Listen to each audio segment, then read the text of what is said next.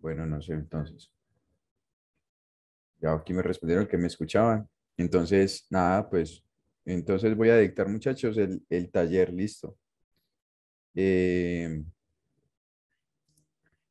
Voy a dictar los temas que yo tengo entendido que son del primer parcial, ¿cierto? Ya que pues no me respondieron más o menos cómo es que es lo de ustedes. Entonces, pues yo voy a dictar lo que yo pienso que deben saber para el primer parcial. Una cosa importante antes de empezar. Es muy importante que ustedes sepan de que esta materia es muy teórica, ¿sí? O sea, esta materia no es mucho de andar tirando cálculos, pues. Eso es muy importante, muchachos, para que sepan, ¿sí?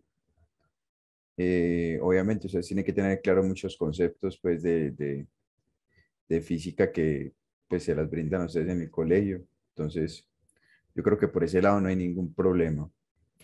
Hay que ver esta materia como tal, como una introducción a la física, pues que ustedes van a ver que es física mecánica, física de campos, ondas, que también ven algunos de ustedes, pues, esta materia. Listo. Eh, bueno, nada. Entonces, lo primero que ustedes ven es el movimiento inercial, ¿cierto? A ver, el movimiento inercial es un movimiento que se analiza básicamente para ciertas, o sea, ciertos cuerpos o sí, ciertos movimientos, por decirlo así. Es decir, el movimiento inercial, por eso se puede describir perfectamente a través de un péndulo simple, ¿sí? Lo que pasa es que el movimiento inercial o la inercia como tal depende tanto de la masa como de la velocidad de rotación que tiene el cuerpo, ¿sí? Por eso se describe como un movimiento, o sea, se puede describir con la parte pendular. El movimiento o el estudio de la parte inercial se da mucho en cuanto a la parte de movimiento, ¿cierto? Se da mucho para los movimientos circulares o lo que llaman rotacionales, ¿cierto? Esos son movimientos que tienen velocidades angulares y aceleraciones angulares, ¿sí? Eh, un péndulo simple consiste en un objeto pequeño y pesado colgado de un cordel, ¿sí?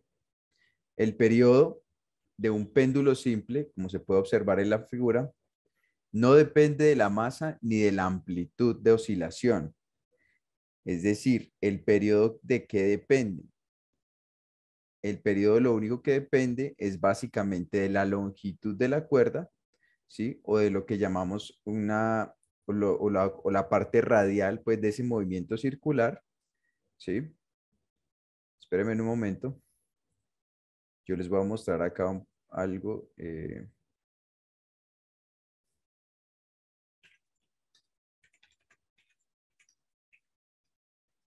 Movimiento del péndulo simple. Como, como se puede observar aquí en esta figura, ¿sí? Este, este péndulo se supone que debería estar rotando. A ver, espérenme. Mírelo. Este péndulo está rotando, ¿cierto? O sea, está haciendo básicamente un movimiento circular. Está describiendo una especie de movimiento circular. Ustedes se preguntarán, pues, Juan, ¿y qué son esas flechitas pues que hay ahí? Esos, muchachos, es nada más y nada menos que diferentes magnitudes vectoriales. ¿Como cuáles?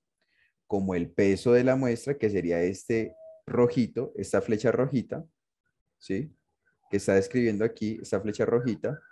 Esta flecha rojita describe el peso del cuerpo, ¿sí? La parte que está aquí, esta flechita, espérenme un momento, aquí, esta parte azul, ¿cierto? Eso es básicamente lo que llamamos nosotros la aceleración centrípeta, ¿sí? Que es una aceleración que va en sentido radial. Las otras, que son estas lineales, son aceleraciones y velocidades que son tangenciales a la trayectoria. Entonces, ¿qué significa que sea tangencial a la trayectoria? Significa que pasa sobre la circunferencia cortando solo un punto de esa circunferencia de la curva, ¿sí? Todas estas fuerzas, velocidades, aceleraciones, fuerzas, bueno, ya lo mencioné, son magnitudes vectoriales. Por consiguiente, al ser magnitudes vectoriales, muchachos, nosotros ya sabemos de que eso tiene magnitud, dirección y sentido, ¿cierto? Y que yo las puedo representar tanto en el plano cartesiano como en el espacio. Es muy importante tener en cuenta también esto, todas estas ecuaciones, que es, por ejemplo, el periodo, que me imagino que ustedes ya se los han explicado todo esto. El periodo es igual a 2pi, que viene siendo el 2pi. El 2pi es la descripción de la trayectoria circular, básicamente, del cuerpo, del cuerpo, sí, del péndulo, multiplicado por la raíz entre la longitud y la gravedad, sobre la gravedad. Listo. Esta parte de la gravedad es porque es un péndulo simple, literal. Entonces, un péndulo simple es un péndulo básicamente que se deja caer o que se deja rotar o empezar a hacer su oscilación, ¿sí? Entonces, cuando un cuerpo cae o se libera libremente, si yo no le estoy aplicando ninguna fuerza externa al cuerpo o al péndulo, como es en este caso, ¿qué va a pasar? Que la aceleración de esa trayectoria va a ser la gravedad. ¿Estamos claros hasta aquí?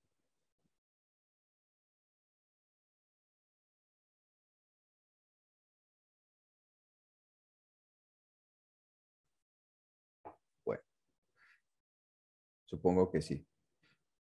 Entonces, tenemos que todos los cuerpos caen con la misma aceleración, independientemente de su peso, siempre que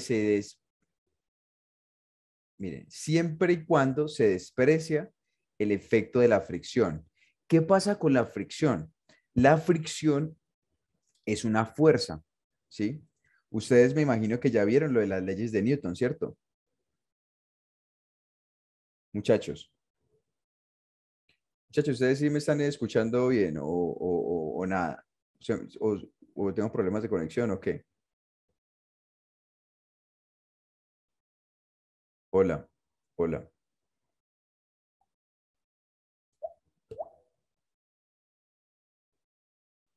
hola. Gracias, Norma, por responder. Entonces, ¿qué pasa? Que como todos los cuerpos caen con la misma aceleración independientemente de su peso, ¿sí? Si yo le aplico una fuerza a ese movimiento, muchachos, ¿qué pasa? Que como ya vimos las leyes de Newton, que también eso se ve en el colegio, las leyes de Newton te dice que son tres, ¿cierto? La primera que llamamos la ley de la inercia, ¿cierto? Que es que un cuerpo como tal, yo aquí tengo eso, no. Lo que me indica es que un cuerpo como tal va a mantener su estado de equilibrio, o es decir, a velocidad constante o en reposo, siempre y cuando yo no aplique ninguna fuerza que actúe o que altere su estado inicial, ¿sí? Esa es la primera ley. La segunda ley, ¿qué te dice? La segunda ley te dice que cuando yo le aplico una fuerza a un objeto, ¿sí?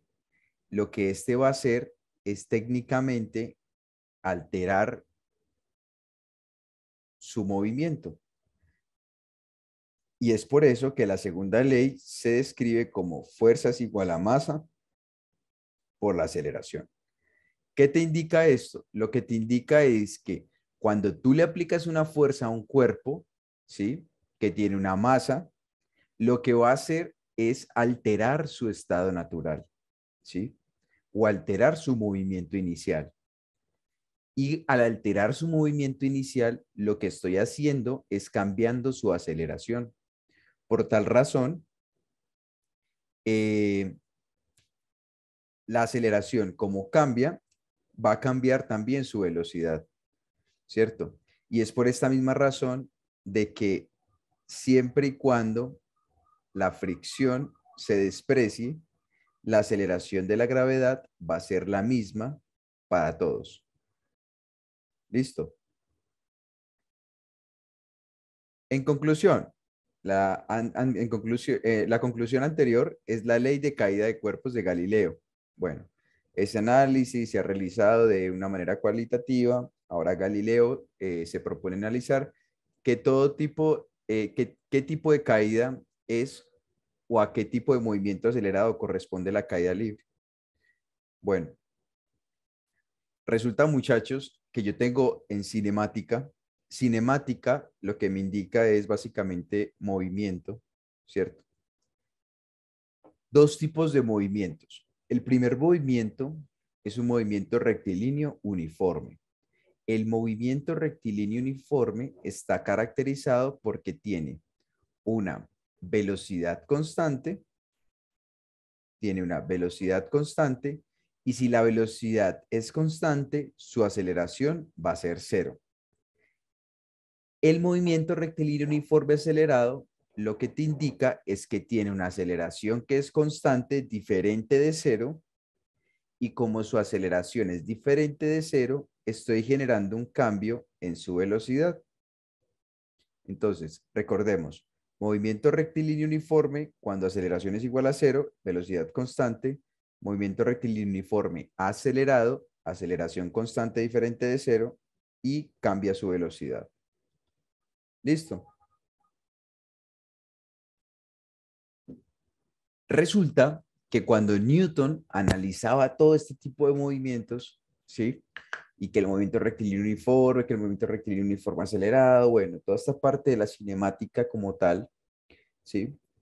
Apareció otra cosa combinado con toda la cinemática y la mecánica de Newton, pues, y toda la parte de las leyes de Newton, ¿sí? Y empezaron a encontrar nuevas teorías y nuevas relaciones, como por ejemplo, una de ellas es el momento lineal. El momento lineal es simplemente la cantidad de movimiento, como el describe, pues, se define como la cantidad de movimiento como el producto de la masa por su velocidad, ¿sí? Es decir, P, que momento lineal se describe con la letra P, es igual a la masa por la velocidad. Bueno, entonces, el momento lineal es simplemente el producto entre la masa y el vector velocidad, ¿cierto? Por tal razón, el momento lineal también es un vector, ¿sí? Entonces, la cantidad de movimiento se conserva en ausencia de fuerzas. Claro que se conserva en ausencia de fuerzas y se conserva ya que recordemos que por la ley de inercia, si yo le aplico una fuerza o si no le aplico una fuerza mejor a un cuerpo, yo no voy a alterar su movimiento, ¿cierto?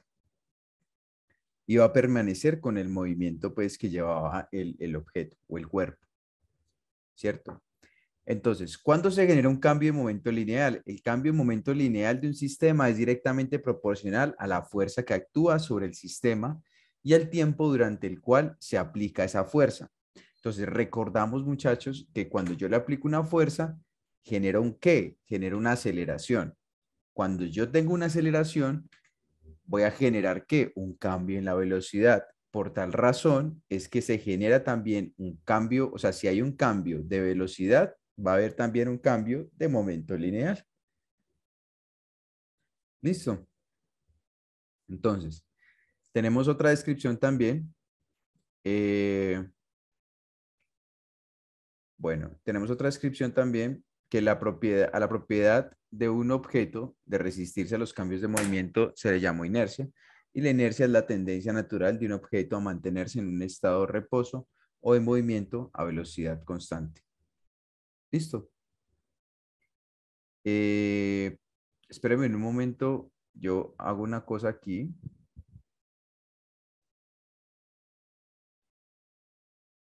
Bueno, entonces, una vez claro, toda de la parte de las leyes de Newton, lo del péndulo simple, lo de los cambios de velocidades, las aceleraciones, que cuando yo genero momentos lineales, cuando hay un cambio de momento lineal, ¿cierto? Resulta que se debe también tener en cuenta el centro de masa, ¿sí? ¿Qué pasa con el centro de masa? El centro de masa, como ya vimos anteriormente, la parte de la inercia que yo les estaba comentando a ustedes, de que la inercia, nosotros lo que necesitamos tener en cuenta es la masa y las velocidades de rotación, básicamente. ¿Qué va a pasar? Que aquí tenemos el centro de masa. Entonces, como un cuerpo, muchachos, en esta parte de gravitación, ¿sí? Que la parte de gravitación, ¿qué pasa con los planetas? Los planetas lo que hacen es rotar, ¿cierto? Los planetas lo que hacen es básicamente rotación y traslación. Entonces, los planetas lo que hacen es básicamente generar rotaciones así, como este. If, vamos a ver. Mm, mm. Mire, si alcanzan a ver, ¿cierto? Cómo rota el planeta, ¿cierto? Listo. Ese planeta, como está rotando, miren que está rotando y si miran esa lineecita punteadita lo que me indica es que está rotando sobre su propio eje, ¿sí? Pero para tener en cuenta esto sobre su propio eje como tal, es necesario saber la parte del centro de masa, porque resulta que su propio eje pasa por el centro de masa, ¿sí? Entonces, como ustedes saben, la Tierra es es una esfera sumamente inmensa, ¿sí? Es una esfera sumamente grande que tiene diferentes, que donde yo me pare, pues, o coja ciertas porciones de esa Tierra, va a tener una masa, ¿cierto? Entonces resulta que ese sistema como tal, la sumatoria de todas esas masitas me van a generar una masa en total que sería la masa de la Tierra. ¿Listo? Entonces, ¿qué pasa? Que un sistema cuando está compuesta por una cierta cantidad de partículas, que en este caso pues tenemos la Tierra, ¿cierto? Se puede reducir matemáticamente a una sola partícula, es decir, la masa de la Tierra como tal en general, cuya masa es igual a la suma de las masas de cada partícula, como les estaba mencionando anteriormente. Esta masa total se localiza exactamente en un punto estadísticamente definido como el centro de masa. O sea, es decir, va a quedar exactamente para unas figuras geométricas como esta, justamente en el centro. ¿Listo? Porque recordemos pues que también hay formas o hay cuerpos que tienen diferentes geometrías, ¿cierto? Geometrías en particulares, como por ejemplo así, ¿sí? Entonces aquí ya toca encontrar un centro de masa, pero ese centro de masa ya tocaría encontrarlo por medio de un análisis geométrico, ¿sí? Entonces, eh,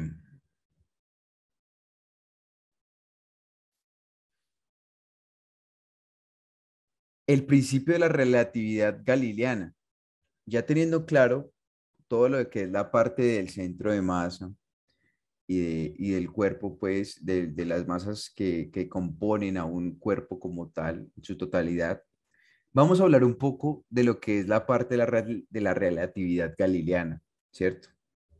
Y la relatividad galileana me dice que es imposible detectar el estado de movimiento de un sistema inercial desde dentro del propio sistema. Claro, ¿qué es lo que me indica esto? Miren que dice que el movimiento depende del observador, el movimiento de inercia no se siente. Miren esto, muchachos, esto que está aquí, esta definición que les acabo de dar es una pregunta de parcial. Lo he visto en muchos parciales, literal. Lo he visto en muchos parciales. Y les preguntan a ustedes que si es posible detectar el estado de movimiento de un sistema inercial estando dentro del propio sistema.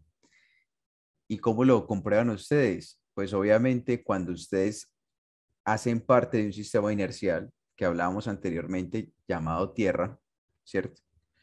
Cuando ustedes están en la Tierra, ustedes no sienten la rotación de la Tierra, ¿cierto? Ustedes la única manera de que ustedes presencien o evidencien ese movimiento rotacional es estando por fuera de la Tierra. Cuando ustedes estén por fuera de la Tierra, ustedes ahí sí pueden ver o observar cómo se está rotando la Tierra. Pero si ustedes están dentro del planeta, no pueden observar o no pueden sentir cómo está rotando la Tierra.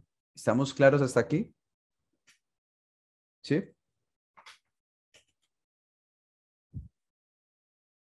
Bueno. Xiomara, tú sí estás quedando bien. O no me estás entendiendo nada. Escríbeme porfa en el chat.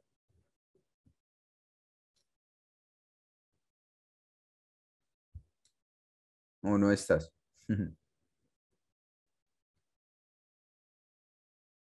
Bueno, por lo que veo, sí, no está. Entonces, eh, eso es muy importante saberlo. Esto es muy importante saberlo. Eso es demasiado importante. Porque lo que yo les digo a ustedes, eh, estos movimientos como tal, se sienten siempre cuando estás por fuera en modo observador, pero cuando estás dentro del sistema inercial no puedes determinar, no puedes sentir ese movimiento. ¿Listo? Ahora, resulta que cuando tú tienes, digamos, la Tierra que está girando y tiene su propio campo gravitacional, ¿sí? Si tú quieres sacar algún cuerpo, objeto de ese campo gravitatorio, lo que tú debes es em, imprimirle a ese cohete o a ese cuerpo lo que llamamos una velocidad de escape. La velocidad de escape está descrita por la raíz cuadrada de 2 veces la constante gravitacional multiplicada por la masa del cuerpo grande, pues, por decirlo así, dividido R. ¿Sí? ¿Qué pasa? Porque ustedes se preguntarán, ¿cierto? Porque recuerden que fuerza como tal, la fuerza es igual básicamente a G multiplicado por M, multiplicado por M minúscula, dividido R, ¿cierto? Pero ¿qué pasa? Que también tenía que tener en cuenta la masa del cuerpo pequeño, pero como esa masa es relativamente insignificante al lado del de la Tierra, por eso no se tiene en cuenta técnicamente. ¿Listo? Y la velocidad de escape es la velocidad que depende tanto de la masa del cuerpo o del sistema masivo Tierra en este caso, y de la distancia que separa los centros de masa de ambos cuerpos, donde G es la constante de gravitación universal.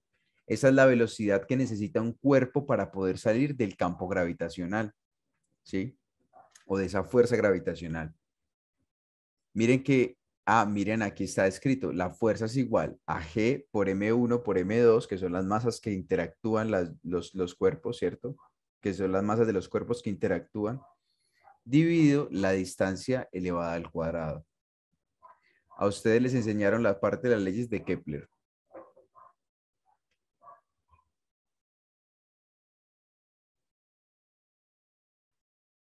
Eso. Entonces, ¿qué pasa? Ocurre que la velocidad de escape, ¿cierto? Es la velocidad que necesita un cuerpo para poder salir de ese campo gravitacional, ¿sí? Pero así como nosotros estamos básicamente en un sistema inercial, dentro de un sistema inercial que se llama Tierra, la Tierra también está rotando dentro de su propio sistema y está rotando siempre alrededor del Sol, ¿cierto? Entonces, como está rotando alrededor del Sol, resulta que apareció por allá un man que se llama Kepler, y Kepler eh, diseñó o dijo tres leyes muy importantes, la cual es, la primera es que todos los planetas describen una trayectoria elíptica con respecto al Sol en un foco, ¿cierto? Miremos que obviamente aquí es esto, digamos, es la trayectoria elíptica, ¿cierto? De la Tierra o el planeta o cualquier astro que, pues, que esté rotando alrededor del Sol, ¿sí? Y lo segundo es de que la trayectoria en el planeta y el Sol, entre el planeta y el Sol, barre áreas iguales en tiempos iguales. Es decir,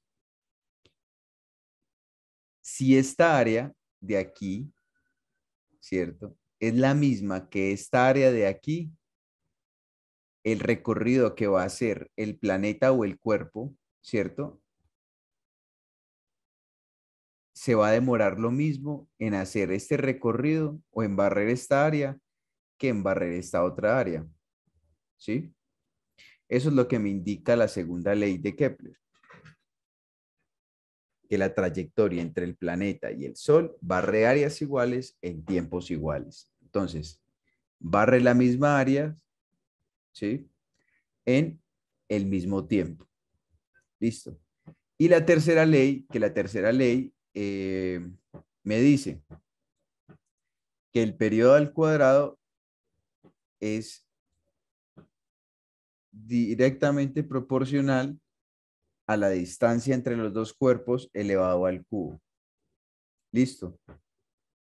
Eso es lo que me dice también la tercera ley de Kepler como tal. Listo. Esas leyes de Kepler es bueno que ustedes las conozcan en este momento, pues, de manera teórica, literal, ya que no sé si ustedes vean física de campos más adelante. No sé, Norma, vos ves física de campos, vos vas a ver física de campos. ¿Vos qué estás estudiando?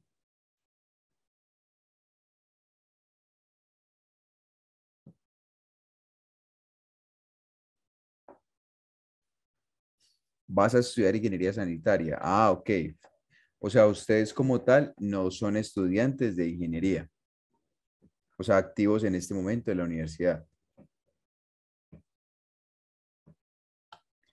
Ah, ok, ok, ok. O sea, tú en este momento estás que en el colegio o ya o estás dentro de la universidad haciendo qué? Nivelatorios. No sabía la verdad que existía eso en la universidad. Y entonces, y esta materia, digamos, cuando tú entres a la universidad, te la valen como si ya lo hubieras visto. Ah, ok, genial, espectacular, espectacular. Muy bacano eso, con razón, es como tan intensivo, ¿cierto?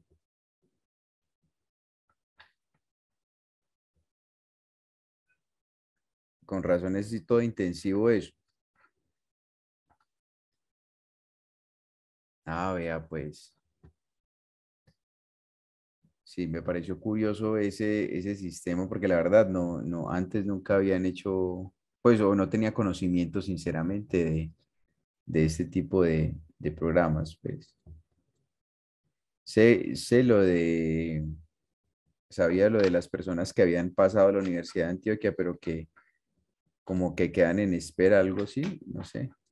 Flexible, es algo así, educación flexible que llaman. Pero entonces no tiene nada que ver con lo de la educación flexible, ¿cierto? Ah, ok, perfecto. Pero tú ya pasaste a la U.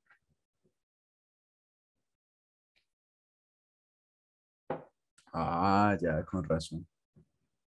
Ah, vale, perfecto. Gracias por aclararme las cosas. Entonces, bueno, nada, esas serían las tres leyes de Kepler, ¿cierto? Entonces, miren, vamos a hacer un pequeño resumencito, pero aún estamos matriculados. Ah, ok, listo, listo, listo. No, y me imagino que también debe ser por todo este poco de enredo con los semestres y toda esa cuestión, pues que están todos descuadrados.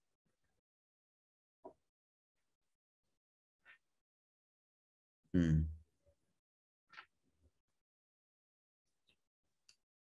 sí, sí, sí, pero bueno. Nada, lo importante es que tenga las ganas y nada, con toda, lo importante es que entren con toda siempre a estudiar pues la carrera que les guste, ¿no? Lo importante es que esto les apasione a ustedes, que en lo que ustedes entraron se apasionen y le metan muchas ganas pues a todo este tipo de cosas. Es algo, yo les voy a ser sincero siempre y es que esto no es, pues es algo complicado, ¿cierto? Es algo complicado, es muy bacano. La Universidad de Antioquia tiene un nivel extraordinario, pues, académico y pues una de las mejores universidades del país y a nivel mundial está también, tiene un muy buen reconocimiento.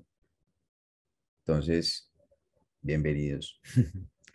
Y es un esfuerzo, muchachos, que es muy grande, pero que vale la pena. Vale la pena si estás haciendo lo que te apasiona.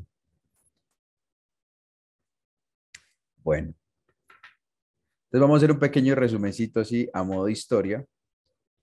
Entonces teníamos que el movimiento inercial, hablábamos de la parte del movimiento inercial, que hablábamos de la cinemática, que teníamos un movimiento, tanto lineal, que es el movimiento rectilíneo uniforme acelerado, movimiento rectilíneo uniforme, y teníamos también movimientos inclusive circulares, ¿cierto? Rotacionales, pendulares, pues, que es la parte del péndulo simple.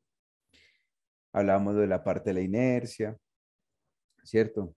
Después de esto, nos dimos cuenta que a partir de la cinemática también aparecía lo de Newton, ¿cierto? Las partes de la mecánica de Newton, que la parte de la mecánica de Newton ya teníamos interacciones con las fuerzas, con diferentes fuerzas, donde perturbábamos los diferentes sistemas, ¿sí? Y al perturbar el sistema, lo que tú generas es un, básicamente lo que tú haces es generar una aceleración, ¿cierto?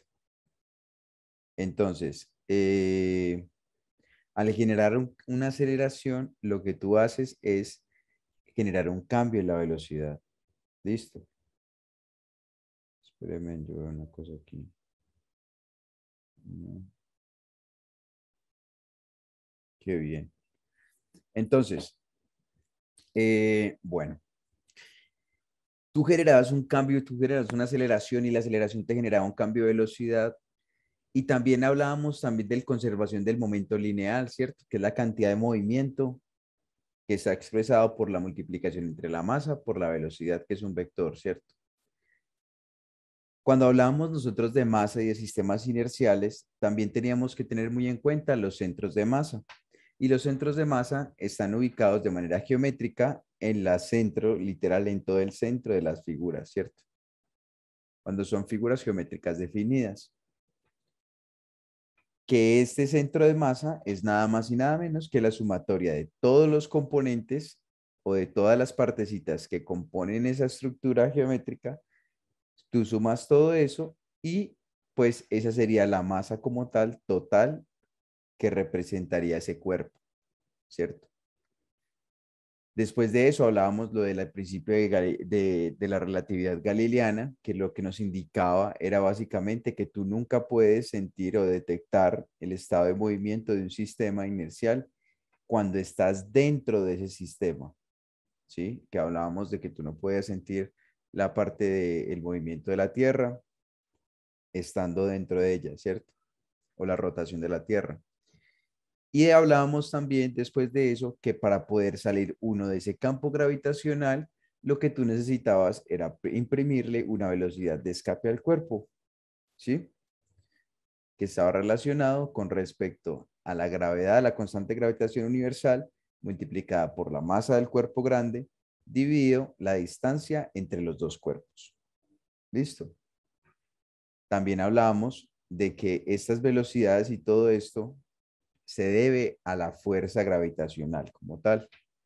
Las demostraciones de todo esto las pueden ver ustedes cuando ya entren a ver la parte de física de campos. Ustedes van a ver ahí todo lo de campo, lo del campo gravitacional, literal, y se van a dar cuenta todas estas demostraciones. A partir de la interacción gravitacional y de parte de todos los de la Tierra y toda esta cuestión, fuimos también más allá y dijimos de que así como nosotros estamos dentro de un estado inercial, la Tierra también tiene su propio estado de rotación, ¿cierto? Que es básicamente el sistema Tierra-Sol, ¿cierto? O el planeta con respecto al Sol. Y a partir de esto, pues definimos lo que Kepler hizo, que fueron las tres leyes de Kepler, que son las más representativas, pues, para todo lo que es la parte de interacción gravitacional, ¿sí? Que es la primera, que todos los planetas describen la trayectoria elíptica, ¿cierto? Con el Sol en un foco. Un foco en una elipse es el diámetro, pues, más grande, ¿sí? Y una parte de aquí, o esta parte, o la mitad, pues, esto es un foco, ¿listo? La trayectoria del planeta, que es la segunda, eh, me dice que el planeta, la trayectoria pues, o que el planeta o el cuerpo barre áreas iguales en tiempos iguales, es decir, que no importa si ¿qué?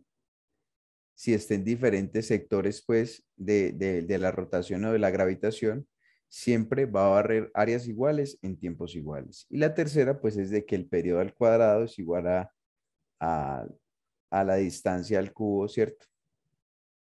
Es directamente proporcional a la distancia al cubo entre los dos cuerpos. Bueno, ya teniendo claro todo lo de la parte de las fuerzas y toda esta cuestión, resulta que empezamos a ver una parte que se llama el trabajo y el equilibrio, ¿cierto? ¿Qué pasa? Cuando yo tengo una fuerza, ¿cierto? Que actúa sobre un cuerpo de masa m a lo largo del desplazamiento, decimos que, que el trabajo realizado es W. W es el trabajo y la letra que describe a esta fuerza o a este trabajo, perdón, que se mide, por cierto, en joules. Joules son unidades de energía, ¿sí? Va a ser el trabajo, ¿cierto? Entonces tenemos que el trabajo como tal es igual a la fuerza multiplicado por un delta de posición o delta de distancia. Es decir, yo tengo, digamos, un cuerpo aquí, ¿cierto? Y está aquí sobre una superficie. Entonces resulta que si yo le aplico una fuerza, ¿sí? En ese sentido al cuerpo, lo que va a hacer este cuerpo es técnicamente desplazarse una distancia de. Y ese delta de X me está representando es simplemente el X inicial y el X final. Y como ya sabemos, un delta es igual al X final menos el X inicial. Por esa razón, se describe también como que la diferencia es igual a D y D es la distancia. Entonces, trabajo es igual a fuerza por distancia. ¿Qué es el trabajo? El trabajo es en sí como tal, es la energía que yo requiero imprimir para imprimirle a un cuerpo, ¿cierto? Para realizar un cambio de posición. O es decir, o más claramente, es la fuerza, ¿cierto? Multiplicada por la distancia, ¿sí? Ese es un ejemplo muy grande que hay. que es el trabajo básicamente de la energía, perdón, el trabajo de la gravedad, pues, que es el peso, ¿sí? El peso, como todos sabemos ya, que se expresa a veces por W, eso es por weight, pues, porque es peso. Y el peso es simplemente la masa multiplicado por la gravedad. Entonces, la masa multiplicada por la gravedad, eso se mide en newtons como tal, y las distancias se miden en metros. Entonces, newton metro como tal equivale a un joule. Listo. Ahora, ya definimos toda la parte de trabajo. Definimos también la parte de, bueno, la parte de trabajo, cuando ustedes entren a ver física mecánica, yo, si Dios quiere, de aquí a allá, todavía estoy, yo también dicto los talleres de física mecánica. Pues la verdad, esos son los que yo más me concentro, más me centro porque pues es donde más la gente genera deserción, gracias a la física mecánica, tristemente, pero es una física muy bonita. Ahí podemos ver más a profundidad todas estas definiciones. Listo. Lo importante es que ustedes en descubriendo la física, como ya les mencioné anteriormente, ustedes analicen de manera introductoria todos los conceptos que van a ver en las físicas posteriores, ¿sí? Por esa razón es que yo les estoy mostrando a ustedes de manera rápida, básicamente, todos estos conceptos. Entonces, como ya les mencioné anteriormente, ¿sí? El trabajo se mide en joules. Joules es unidad de energía, ¿sí? Y el trabajo que hace la fuerza, pues la interacción gravitacional, ¿cierto? Con el cuerpo, que es masa por gravedad igual al peso, ¿cierto? Multiplicado por un delta de altura o de una distancia, eso les va a dar a ustedes como tal la energía potencial gravitacional, ¿sí? Entonces, él se llama energía potencial gravitacional porque está la fuerza que interactúa pues con respecto a este cuerpo es básicamente la interacción con la gravedad. Listo. Entonces, puesto que una fuerza F que actúa sobre un cuerpo de masa M produce una aceleración A, podemos expresar el trabajo como masa por aceleración multiplicado por un delta de X. ¿Listo? Entonces, de acuerdo con la cinemática del movimiento uniforme acelerado, la expresión A por el delta de X se puede expresar en términos de la velocidad inicial y de la velocidad final del cuerpo, o sea, es decir, de esta manera. Por tal razón, ¿qué es lo que me va a indicar esto? El trabajo realizado por la fuerza que actúa sobre un cuerpo a lo largo del desplazamiento se puede definir como esta expresión, perdón. ¿Listo? Entonces, ¿qué pasa? Que esta expresión es la expresión de la energía cinética. Esa es la energía cinética, ¿sí? Esa es la energía cinética como tal. Entonces tenemos energía cinética, que por lo general se expresa así, es un medio de la masa por la velocidad elevada al cuadrado, ¿cierto? Y tenemos energía potencial, que es mg por h, ¿sí? Entonces miren una cosa importante.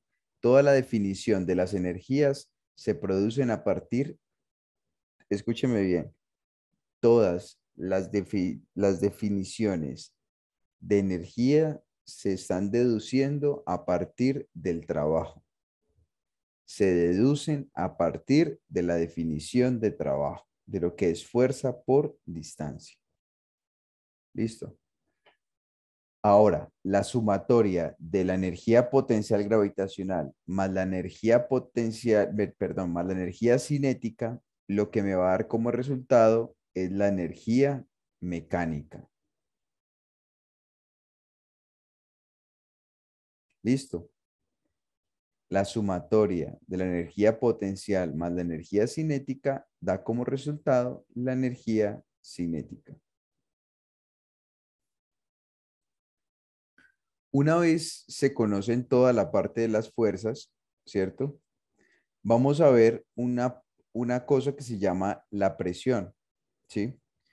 Que son las presiones en un líquido. Analizamos primero las presiones en un líquido. Listo. La presión como tal es una fuerza, ¿cierto? Dividido entre el área, ¿sí? Es decir, es una fuerza que yo le aplico a un área como tal. ¿Listo? Esa es la presión. La presión es la fuerza que yo le aplico a una área. Entonces, la presión que un líquido ejerce depende de la profundidad. La presión de un líquido también depende de la densidad del líquido. ¿Listo? Entonces, ¿qué pasa? Eh, bueno, espéreme un momento aquí. Listo.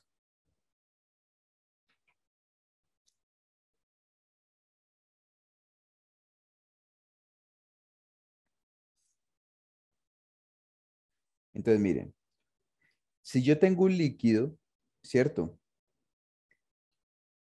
Y yo voy a analizar una presión, yo lo que tengo que analizar también, o debo tener en cuenta más bien, es la densidad de ese líquido multiplicado por la gravedad y multiplicado por la altura, ¿sí?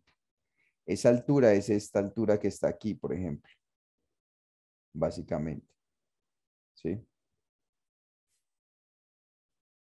Entonces, la presión es simplemente la interacción o la fuerza que yo le aplico a una superficie o a una área, ¿cierto? De un cuerpo como tal. Si yo voy a analizar esa presión para un fluido, pues debo tener en cuenta también la densidad y la altura a la cual yo estoy ejerciendo como tal esa fuerza, ¿cierto? O el desplazamiento. A partir de este concepto anterior, analizamos también lo que es la parte de la ley de Boyle. La ley de Boyle lo que me dice es que cuando yo tengo una temperatura constante, el producto de la presión por el volumen para determinadas masas de gas es constante siempre que esta temperatura no cambie, ¿sí? Por eso me dice que la temperatura se mantiene de manera constante. A esta relación se le llama la ley de Boyle. ¿Listo?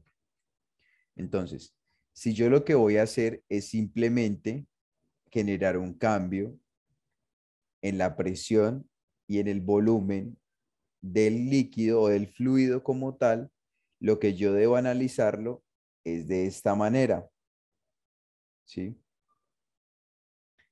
Teniendo muy en cuenta que si solamente estoy cambiando la presión y el volumen, más no la temperatura, ¿listo? La temperatura no cambia. Eso es lo que me dice la ley de Boyle, ¿listo? Después también analizamos varias eh, definiciones, como por ejemplo la ley de Gay-Lussac, ¿sí? Que me dice que es la relación entre la presión y la temperatura.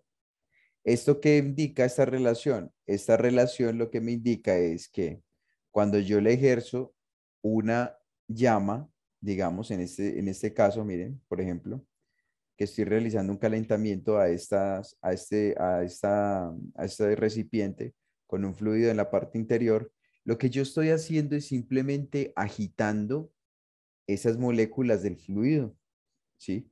Entonces, como esas moléculas del fluido empiezan a agitarse tan rápidamente, lo que hacen es generar un aumento de la presión, ¿sí? Pero si yo genero ese aumento de la presión, para poderlo analizar por medio de la ley de Gay-Lussac, lo que debo hacer es mantener el volumen constante, ¿sí? Cuando el volumen se mantiene constante, aplico la ley de Gay-Lussac y, y analizo simplemente los cambios de presión, ¿sí? A cierta temperatura inicial y a cierta temperatura final, pues que sería en este caso. Listo. Eso es muy importante.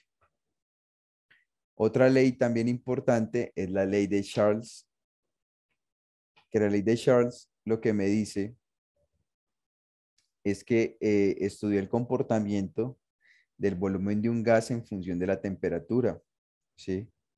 Mientras la presión permanece constante y pude establecer que el volumen es directamente proporcional a la temperatura. Entonces, lo que él me dice es, básicamente, cuando yo tengo una presión constante, analizo una presión constante, pero con un cambio de temperatura, voy a analizar también un cambio de volumen. ¿Listo? Entonces, para resumir, cuando yo analizo presiones en un líquido, ya tenemos la fuerza, la definición como tal, la definición general de presión. Tenemos para un fluido, ¿cierto? Para temperaturas constantes, tenemos la ley de Boyle, ¿cierto? Y analizamos cómo interactúa la presión y los cambios de volumen o los cambios de presión. Para los volúmenes constantes tenemos también la ley de Gay-Lussac, ¿sí? Cuando ya no tengo el volumen constante ni la temperatura constante, sino que tengo la presión constante, lo que hago es utilizar la ley de Charles, que me dice que para presiones constantes analizo cómo es el cambio de la temperatura con respecto al volumen. ¿Listo? Cuando nosotros analizamos ya todo lo que es la presión, ¿cierto? También tenemos que analizar cómo es la interacción con ese calor, ¿cierto? Con el calor. Recordemos que hay tres variables técnicamente que yo analizo mucho cuando hago esta interacción entre los diferentes sistemas, que es presión, volumen y temperatura. ¿Listo? Entonces, ¿qué es el calor? El calor es simplemente un tipo de energía que se produce cuando yo pongo a vibrar las moléculas, ¿sí? Y que provoca a su vez un aumento, un incremento en la temperatura. El calor como tal, recordemos que puede llegar a dilatar un cuerpo, ¿cierto? Es decir, ¿qué es dilatar un cuerpo? Cuando yo hago un incremento de temperatura y el cuerpo se dilata, es que su estructura o su forma como tal, dimensional, cambia, ¿sí? Ustedes han visto cuando un metal se dilata.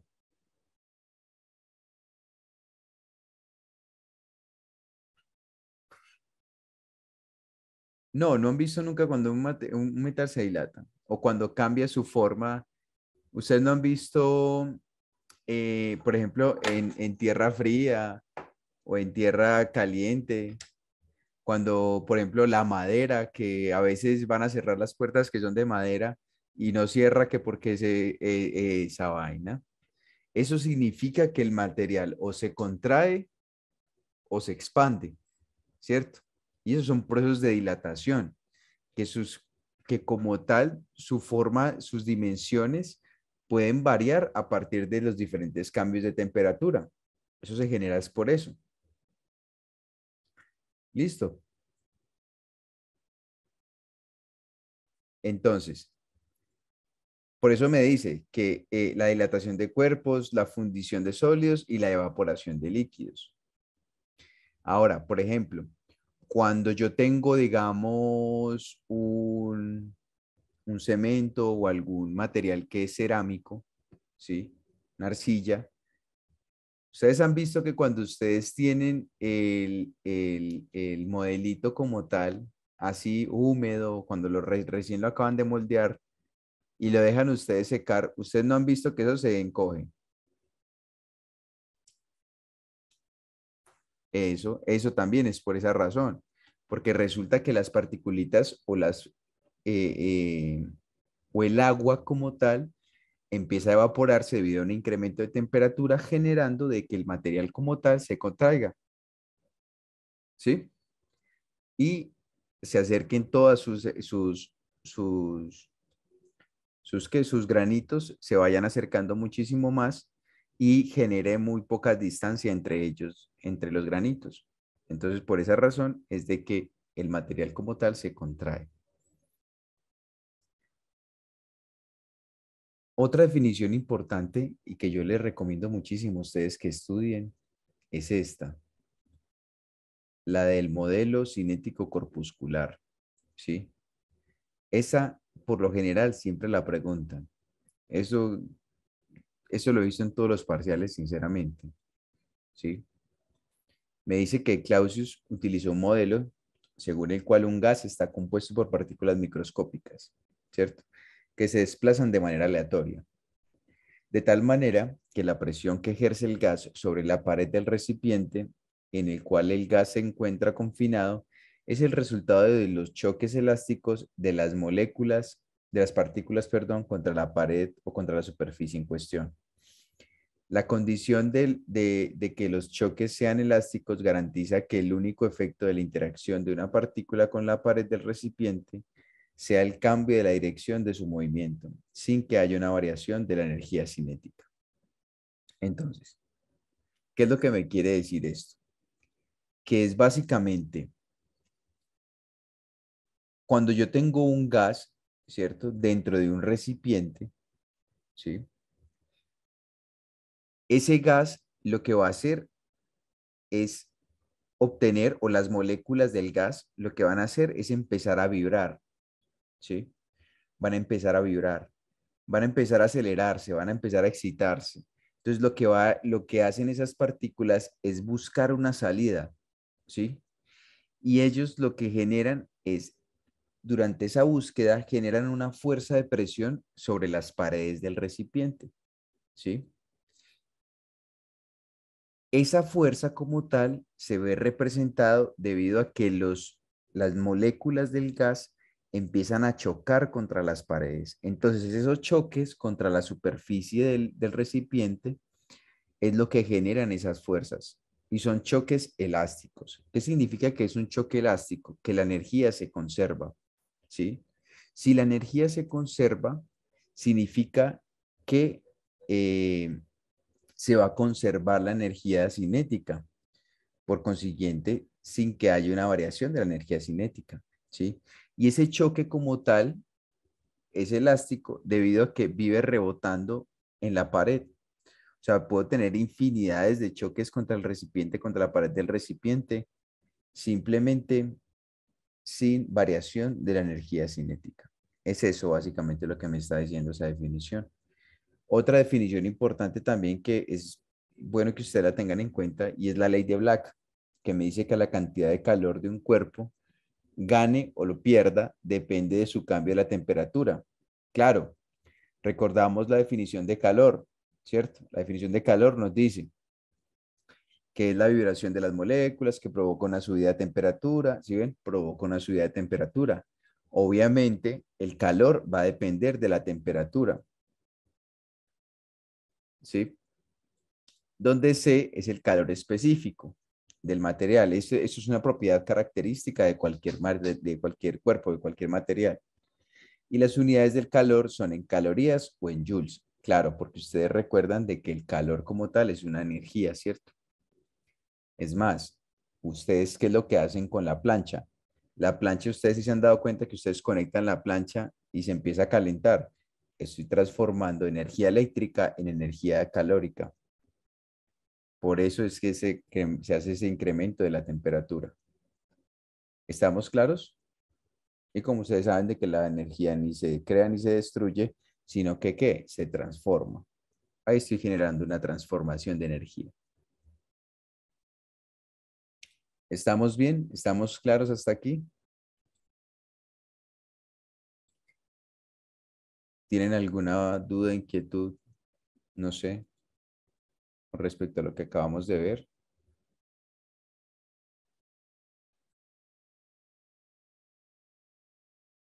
Perfecto. Eso es lo más importante. Ah,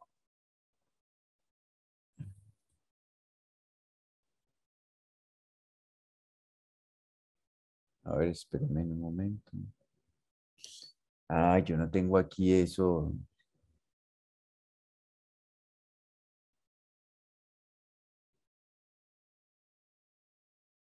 Ah, ya.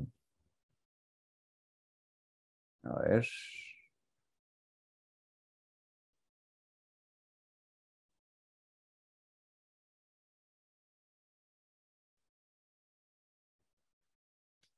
Miren, miren, miren, ¿están viendo la imagen?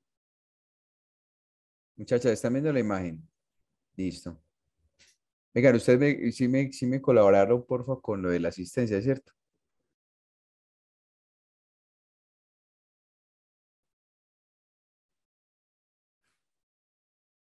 Listo, gracias.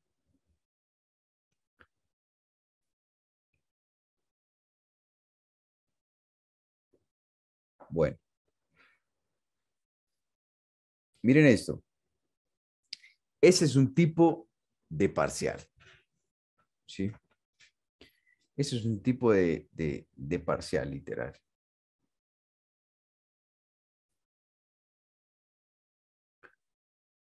Entonces, vamos a ver lo siguiente. Bueno, de acuerdo con el módulo cinético corpuscular, la temperatura de un gas es una medida de la energía cinética promedio de las moléculas. B, lo que miden los termómetros. O sea, no, eso es ridículo. Una medida del promedio de la cantidad de calor del sistema. La medida del calor de las moléculas. Recordemos que es la energía cinética. El modelo corpuscular nos hablaba de eso, ¿cierto?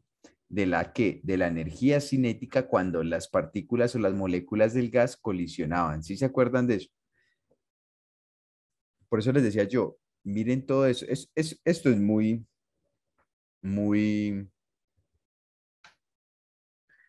teórico,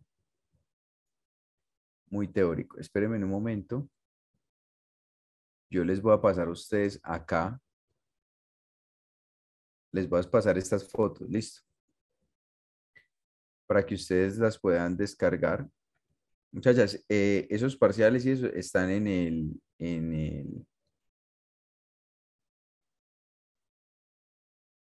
el chat, listo, se los acabo de enviar a ustedes al chat,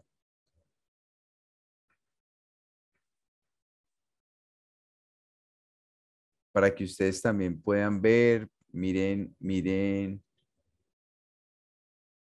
eh, cómo son los estilos pues de exámenes, ¿cierto? Con respecto a estos primeros temas. Tengo pues, múltiples parciales, como se dan cuenta.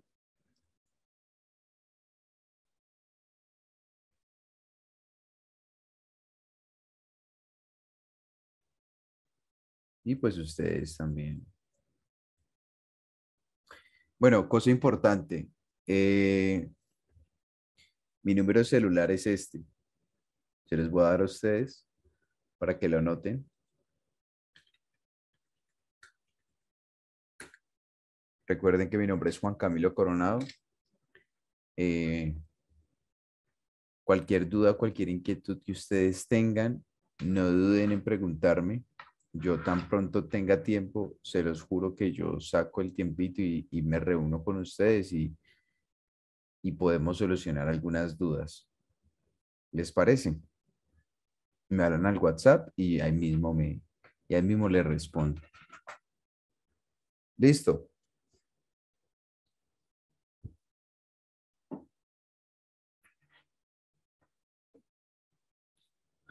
Entonces, miren esto. Esto es de la tercera ley de Newton, la 10.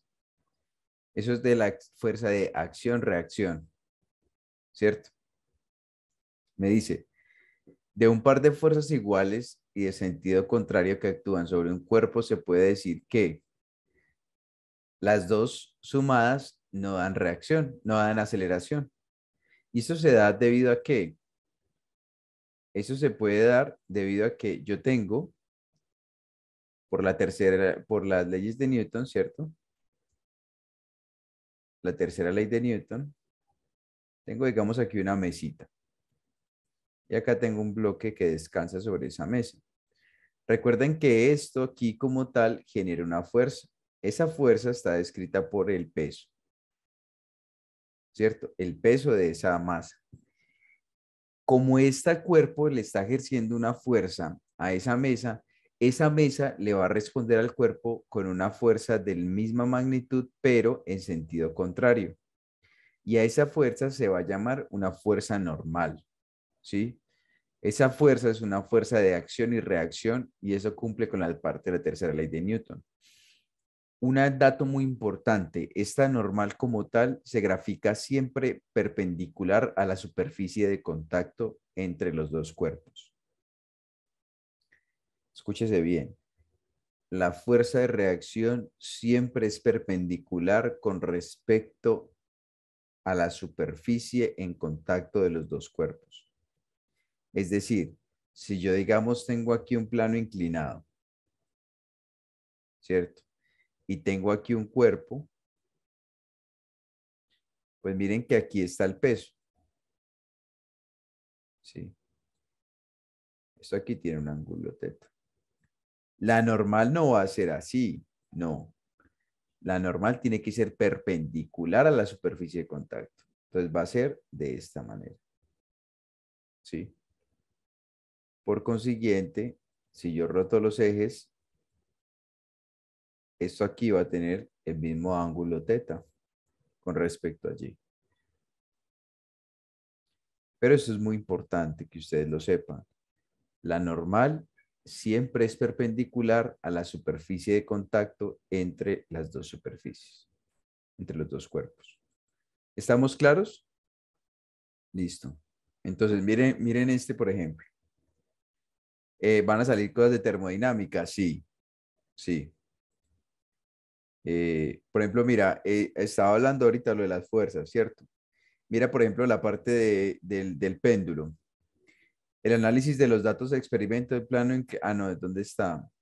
Mira, se puede decir que la oscilación de un péndulo es un movimiento simétrico siempre y cuando se pueda despreciar la fricción del aire. Recuerden que cuando un cuerpo se está moviendo, va a tener la misma aceleración en cualquier punto, ¿cierto? Y eso va a ser una aceleración constante. Y la aceleración constante en este caso va a ser ¿quién?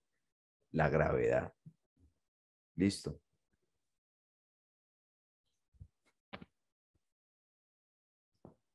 ¿Y cuándo va a ser su aceleración la misma en todo punto? Pues sencillo, cuando se desprecie la fricción con el aire. Eso se habló pues también ahorita que lo explicamos de manera teórica, ¿cierto? Ah, mira, a pesar de que la Tierra gira sobre su eje, no percibimos su rotación de manera inmediata debido a que los efectos solo se aprecian en observaciones prolongadas. ¿Recuerdan lo que yo les dije que cuando ustedes están, eh, recuerdan cuando yo les dije a ustedes que yo tenía que ser un observador para poder determinar o para poder apreciar la rotación del planeta? Ahí está. Entonces es muy importante que ustedes tengan también en cuenta ese tipo de cositas. A ver, ¿dónde está? Por acá. Yo quiero ver los de termodinámica. Los de termodinámica, a ustedes sí les dictaron eso.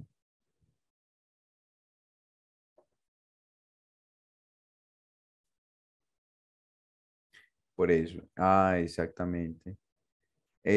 ¿Viste lo de el modelo corpuscular que yo les mostré ahorita?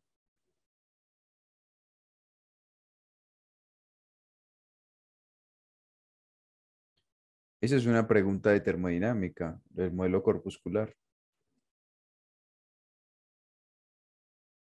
Así es. Esas cositas sí, eso también. Pero eso es simplemente intercambios de calor, de temperaturas, no más. Esa parte de los refrigeradores, pero las bombas de calor también.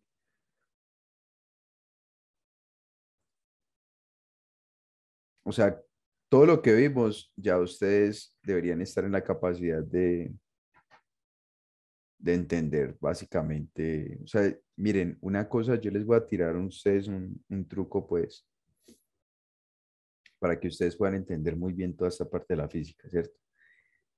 Absolutamente a mí nadie me hace caso. Yo les digo siempre, todo el mundo me dice, Juan, ¿yo cómo tengo que estudiar?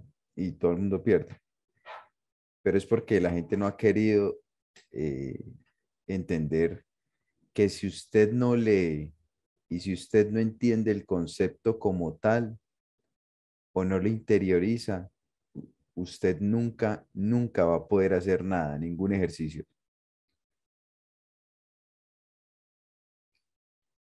¿Listo? Entonces, ¿cuál es el primer paso? El primer paso es que ustedes tienen que leer, hacer su propio resumen de conceptos, interiorizar el concepto y poderlo resolver. Ya cuando ustedes entienden el concepto y entienden de qué están hablando, automáticamente ustedes van a poder resolver cualquier ejercicio. A ustedes les dan unos textos, ¿cierto? Como un texto guía, ¿cierto?